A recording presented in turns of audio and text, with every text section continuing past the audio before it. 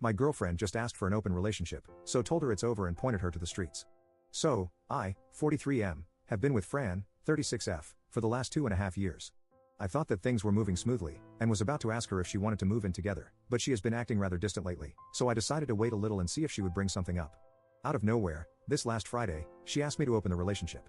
She gave me her big speech, and when she finished her presentation, I asked her if she already had someone in mind, because it's not like we decided today and are basically going out with other people tomorrow. Essentially, I tricked her into telling me what I already knew, and yes, she already has someone in mind, which means to me that either she already did it, or she has it all set up. So I got up, and walked around the apartment while she was trying to sell the idea that this could be good for both of us in our relationship, and by the time she finished talking, I handed her one of my sports bags with all her stuff in it, and told her to leave the spare key on the table on her way out, that we are done, and she knows why. Then I went to the couch and turned on the TV, just trying to look indifferent and to save face. She was speechless for a while, about to cry, but before she could say something, I told her that I didn't want to talk about anything, and that she should leave. As soon as she left, I felt like crap, like I was so unworthy, and I started to cry a little. As of right now, I'm still mourning. My phone has been almost nuclear with all the calls and texts I received from friends on both sides about my extreme reaction to her supposedly simple request. I don't know what she told them. So now I'm sitting, wondering if I really went overboard and, at the same time, fighting the urge to run back to her. Because deep inside, even though I know my feelings for her are still there, the trust is gone, and I'm not going to spend all my time watching her movements. It's not healthy, and before anyone points it out, yes, I know my reaction is a pure reflection of me, not what she did or was about to do. So, did I go overboard? Update 1. Last Friday, we met at our regular place where we usually have coffee. From a distance, she looked great, so great that I just wanted to forget everything that happened and drag her back to my place. It actually took a lot of restraint to not do it. When I got close to her, I noticed her sadness, and she still had her eyes irritated from crying. We sat, and before she could say a word, I asked her to tell me the entire story, and pleaded with her not to leave anything out. I needed to hear it all, and then I would ask her a few questions, needing the entire truth. The story was pretty basic. About 2 months before she asked for the open relationship, on her girls' dancing night out, they met this exotic, good-looking guy. During the first month, he was the new flavor that all the single friends in the group were trying out, which led to girls talking and sharing experiences. Eventually, this guy, who was having his way with all the girls around him, set his eyes on Fran, and began to flirt with her, taking her to the dance floor and having fun. Well, here is where she should have stopped things, because we had an agreement about dancing nights. She was supposed to stay away from any guys that made a move on her because, let's face it, we guys are always looking for something more, and it's pretty rare that a guy only wants to dance. Anyway, because of the excitement, she went for it, enjoyed the attention of this guy, and had a great time dancing. Looking at the timeline, this was around the time I noticed that Fran was becoming distant. Moving forward a few weeks, her friends were sharing more intimate stories about this guy, and it got into her mind. She found herself fantasizing about being with him, and he was trying to make a move on her too, but from what she told me, she didn't go for it because she was with me.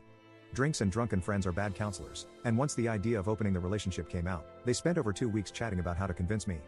They believed that because a long time ago, I had three-way intimacy and also swung a little, I should be okay with the idea of opening the relationship. However, three-way intimacy and swinging are things you do as a couple and out of pure excitement, at least for me, and it was a long time ago, in my early 20s. All this led to the day she asked me to open the relationship. She told me that she and her friends never thought that I would end the relationship at that moment, that the worst scenario would be me getting angry and saying no, so it shouldn't have been a big deal in just asking.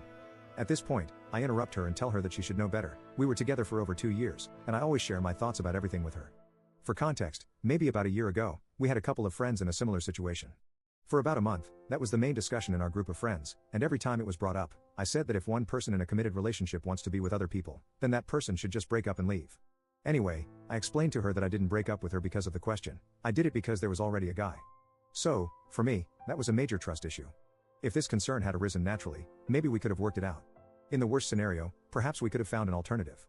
But the way things were, it was a red flag for me. We went around the topic for a while, and then I began to question her. Basically, I asked if she was intimate with him at some point, and she said she wasn't. If she developed some feelings for him, she didn't. And lastly, if she has seen this guy again, and that was also a no. Even if that isn't much, it was a small relief, but I explained to her that I can't go back to her, and that I need to close this for my own health. Also, I told her that we share a lot of friends, and I don't want to lose any of them because of this. It wouldn't be fair to ask them to choose, so we should behave like adults and keep things friendly.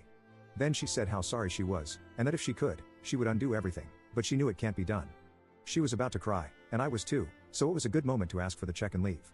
I walked her to her car, opened the door for her, and she started crying right then and there. I couldn't help but hug her. We stood there for about 10 minutes, and when she calmed down, she got into her car and drove away. I was in shock and didn't know how to feel, so I went home, grabbed my camping gear, and drove to the mountains, spending the entire weekend there to clear my mind.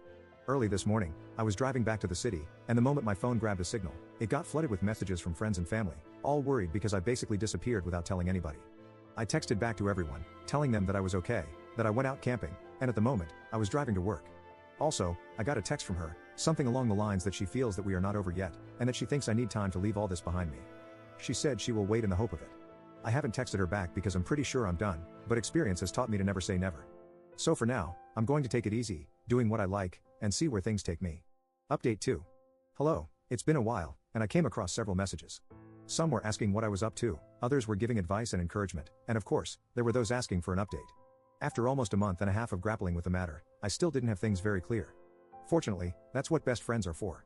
I had a conversation with Clau and her husband Pete, my two best friends, and after a while of talking, they said, "You have to let her go. You know very well that in your head, you will always be wondering what happened and if you are really all that she wants. Regardless of whether that's the case, you'll never be sure." They also said something about how the only reason I haven't let her go is that I don't want to be alone, and to be very honest, all of that is true. I gave the situation a couple more thoughts that week, and then I went to talk to Fran. I simply told her that clearly, at this moment in life, we wanted different things, and it was better for each of us to continue on our own way without any resentments or bad feelings. I gave a clear goodbye, and she obviously didn't like what I said, and she got sad, but that's just life. She has to process her emotions, and I have to process mine. I was in an emotional low for a while, and I focused on work, but things have slowly improved. No, I'm not seeing anyone, and I have no intentions anytime soon. I think it's a good opportunity to behave like an immature 15-year-old in the body of a 43-year-old, play video games, go camping, and be the envy of all my friends whose wives or partners don't let them go out to play. So that's all. Thanks everyone.